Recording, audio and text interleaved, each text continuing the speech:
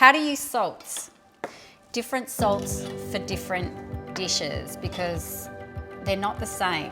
So one of the things that I teach in my spice classes as a takeaway, because when you do take on a lot of information, it can be difficult to know what to retain. But this is a piece of information that I always suggest gets a special marker in the brain for retention, because it will change the way you cook. And I'm going to start by talking about white salt. So this is a fine white salt.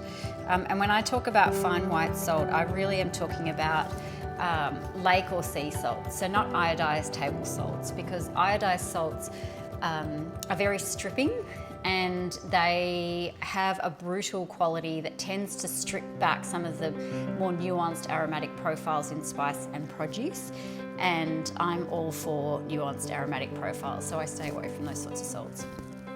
But this is a white lake salt, which is a little less forceful than a sea salt. If you were to do this at home and try them as you go, you'd notice there's a vast difference. So a fine white salt is essentially the flavour profile of what you imagine salt to be when someone asks you to think about the flavour of salt itself. So it's salty. So white salts like this drive flavour quite hard because they do have this very sodium heavy nature. So I use a white salt when I want to make a real impact with the produce that I'm working with. So heavier meats, heavier proteins, so things like beef, which has quite a flat, broad flavour, is quite heavy in its presence. I'll use a white salt. Chicken, I tend to use white salt because chicken is difficult to flavour.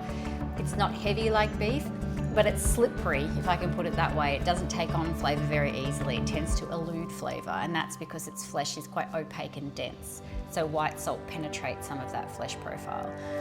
I'll use a white salt when I'm using specific vegetables, so things like a potato and a cauliflower that tend to be a bit more fibrous and a bit less interesting in terms of flavour profile. They require a little bit more penetration from the spice, and so a white salt assists that process.